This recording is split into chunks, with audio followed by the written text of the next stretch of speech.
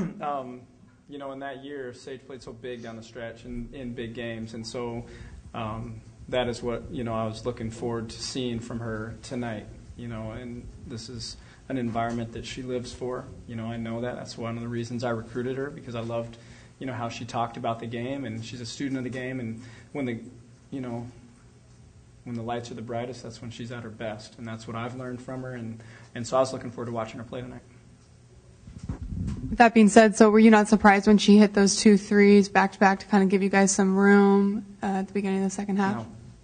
No, I'm surprised if it's ever the other way. I mean, that's what she does. I mean, she's a competitor. She loves those moments, and she's worked her butt off, to get to this level. I mean, I've seen everything she's done to prepare herself, for this time of the year. And we as a team didn't play great the last couple weeks, but overall, conference season, Sage played good basketball for us, and she has hit big shots all year. Her numbers aren't quite at what they were a year ago, but when it matters, they have been. And I knew that would be the case. I was confident that would be the case again tonight. You guys had a lot of success inside. Is that something you guys wanted to exploit, and how well did you guys do that tonight? Yeah, I thought we were just okay at it, to be honest. I've been frustrated by that all year. The guard-to-post connection is not anywhere near what I expect my teams to do and what we've done typically through my career anyway. And so tonight it frustrated me. That's obviously an advantage in this game, that I'm a player over 6'2", and we have 6'4", 6'7", on the floor the whole game. And Patricia might as well be 6'7". Her arms are so long. She's just so long, and plays so big.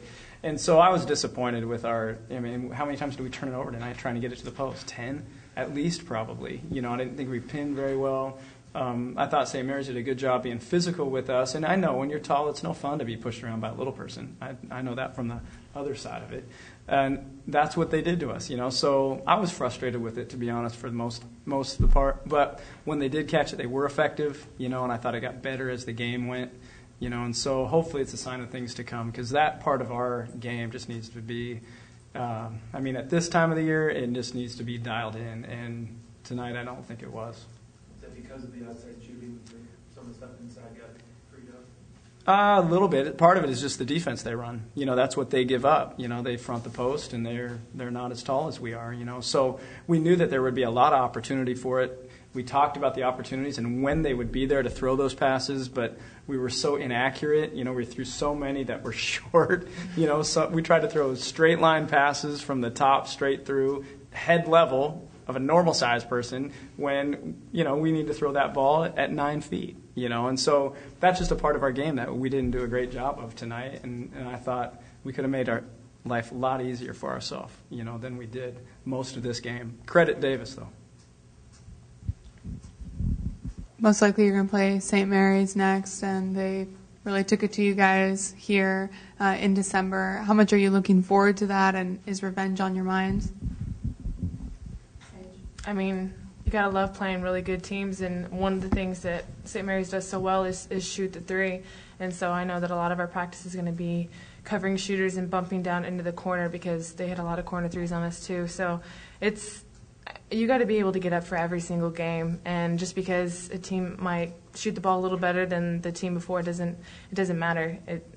It's another game, and our focus isn't on so much as how strong the competition is, but just getting the W.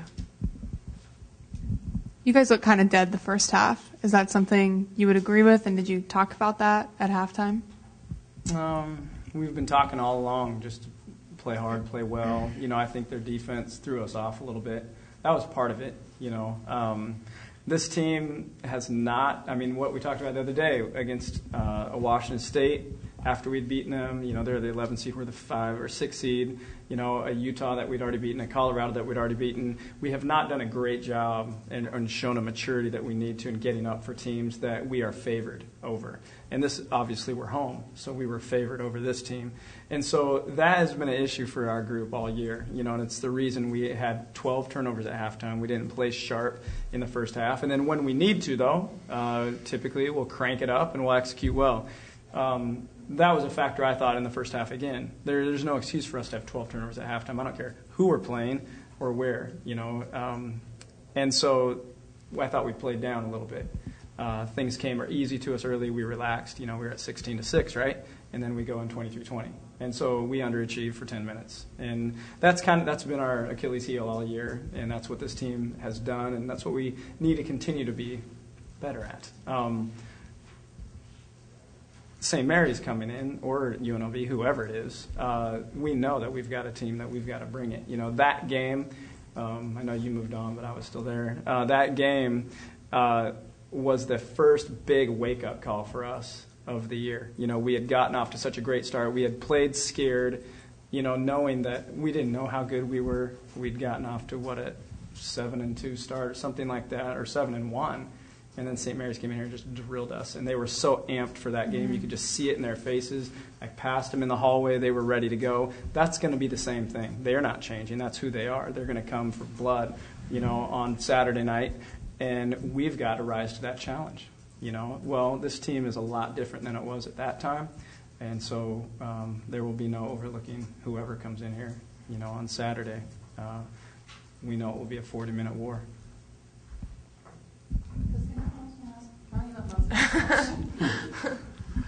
One of Sage's first comments was about 6 games, and I know you want to take every opponent as it comes, but have you encouraged any big picture, long-term thinking too, in terms of trying to win this whole thing, not just thinking? Yeah, we looked at the bracket. You know, we looked through it. I mean, I think that's the fun of it. You know, I think it's silly to try to avoid that. I think that's the excitement of it. It's like, okay, what do we have ahead of us? Okay, this is a 6-game deal, a 3-week tournament, and if you keep surviving, you keep getting to move forward. You know, well, 6 rounds in a fight. You know, and so tonight was round 1. Here comes round 2.